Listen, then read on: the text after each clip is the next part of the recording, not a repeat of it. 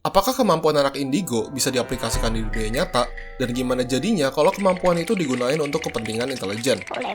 Yuk kita lihat apa itu Project Stargate.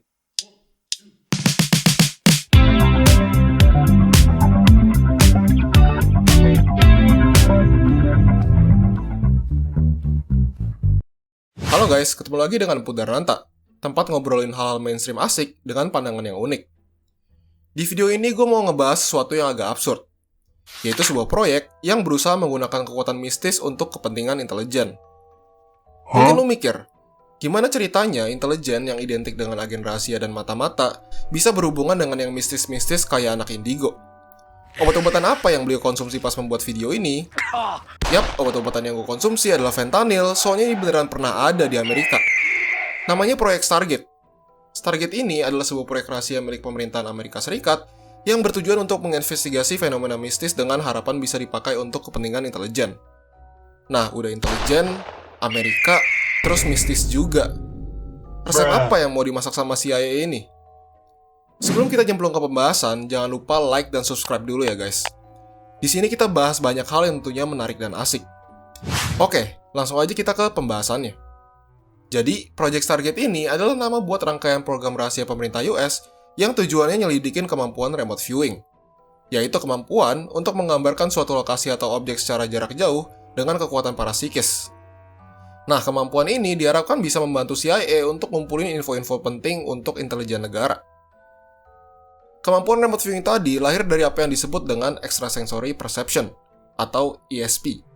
ESP ini gampangnya kayak indera keenam, kekuatan pikiran atau panca indera super gitulah guys. Latar belakang munculnya rangkaian program klinik pemerintah US ini juga sebenarnya agak lucu. Jadi di tahun 70-an pas Perang Dingin, ada perlombaan kekuatan antara dua poros dunia. Kalau US bikin A, Uni Soviet juga ikut bikin A. Kalau Soviet bikin B, ya US juga ikut bikin B. Tujuannya untuk flexing, biar lawannya kendor aja gitu. Nah, di tahun 70-an awal, pemerintah US dapat info kalau Rusia itu ngembangin program militer yang melibatkan parapsikologi dengan mengembangkan ESP tadi. Takut kebalap, akhirnya US melalui CIA bikin program yang sama tahun 1972. Gue ngebayangin pas mereka pitching idenya kocak banget dah kayaknya. Lapor pak, saya dapat laporan kalau si komunis lagi ngelakuin eksperimen ke anak indigo untuk nguatin militer mereka. Hah, demi apa? Mereka sekepepet itu apa ya sampai nyoba-nyoba gituan? Awalnya sih saya juga ketawa, Pak. Tapi saya jadi mikir, kalau emang bisa gimana ya? Hah, yang bener aja. Ya kali lu percaya gituan. Ya kan siapa tahu. Kalau beneran bisa kan hitung-hitung lumayan. Kumpulkan anak-anak indigo sekarang. Lokasinya berada di Stanford Research Institute, di bawah tanggung jawab Russell Targ dan Harold Puthoff dengan nama program Scanate. Dimulailah percobaan remote viewing dengan tes-tes seperti mendeskripsikan barang tersembunyi dan menggambarkan situasi di suatu tempat dengan hanya bekal titik koordinat. Walau banyak perdebatan, terutama mengenai metodenya, temuan-temuan awal proyek ini menarik banget, dan akhirnya mendorong pihak Kementerian Pertahanan US untuk mengambil alih operasi di tahun 1977. Dan ketika resmi beroperasi di tahun 78, program ini diberi nama Grill Flame. Sepanjang jalannya program ini, ada beberapa kasus yang cukup mencolok dan disebut sebagai keberhasilan program pembangkit kekuatan indera keenam ini.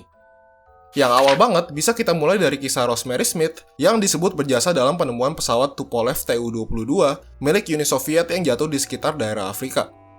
Rosemary disebut menandai suatu titik di peta yang kurang lebih berada di dekat wilayah Zaire, atau yang sekarang dikenal dengan nama Republik Demokratik Kongo.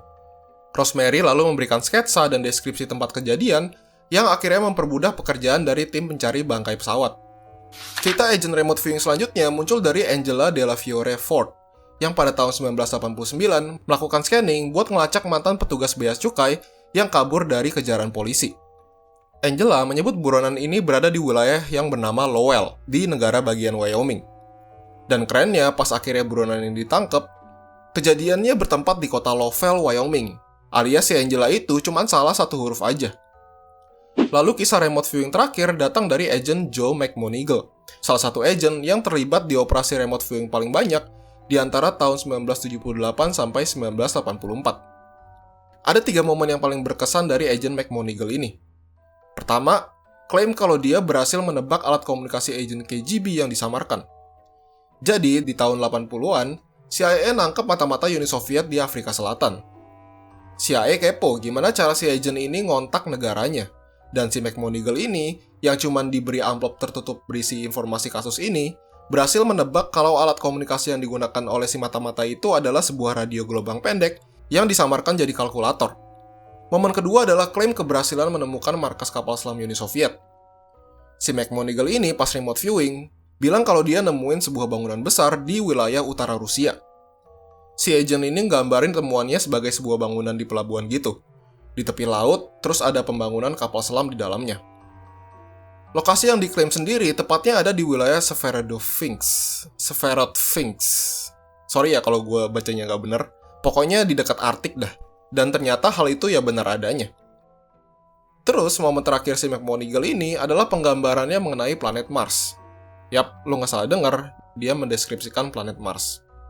Jadi, McMonigle dikasih satu amplop tertutup yang dalamnya ditulis dua kata kunci.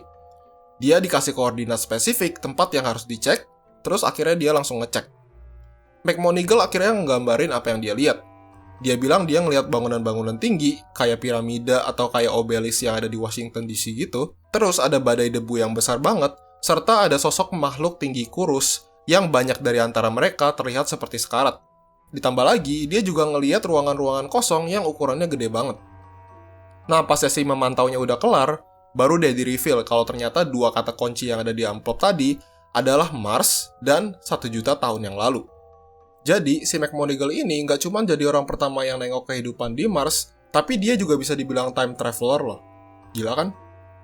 Jadi gimana? Udah pada percaya belum kalau remote viewing itu bisa dilakuin? Percaya kalau agen CIA bisa pakai kekuatan mistis? Sebaiknya jangan gegabah dulu ya kawan. Walau cerita-cerita tadi terdengar bombastis banget, tapi fakta lapangan ternyata nggak seindah itu. Di tahun 91, kontrak yang awalnya dikerjakan oleh Stanford Research Institute akhirnya dioper ke SAIC, atau Science Application International Corporation. Misi-misi yang awalnya dikerjakan secara terpisah, sekarang jadi terpadu di bawah nama program Stargate, dengan level keamanan dan pendanaan yang lebih kredibel dari pemerintahan US. Sampai akhirnya, di tahun 95, program pengembangan kekuatan super ini harus menghadapi tantangan yang berat. Dewan Kongres Amerika Serikat meminta agar CIA melakukan evaluasi menyeluruh terhadap program Stargate. Hasil evaluasi itu nunjukin kalau misi-misi intelijen dengan kekuatan ESP ini memiliki persentase keberhasilan yang rendah banget. Puluhan tahun proyek ini berjalan, dan nggak ada tanda-tanda kalau metode yang diterapkan itu bisa konsisten dipakai, misal-misal kekuatan ini dibutuhkan. Jadi ya meskipun cerita-cerita tadi kelihatan meyakinkan, ternyata itu cuma beberapa keberhasilan dari ratusan atau bahkan ribuan kali kegagalan. Dan pemerintah US sadar kalau berinvestasi kepada teknologi drone bakal jauh lebih bisa diandalkan daripada berinvestasi ke anak indigo. Dan karena itu akhirnya program ini ditutup.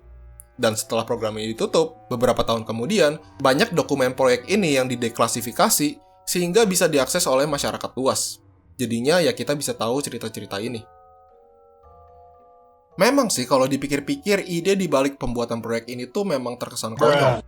Kok bisa CIA sampai kepikiran untuk gunain kemampuan anak indigo untuk kepentingan intelijen?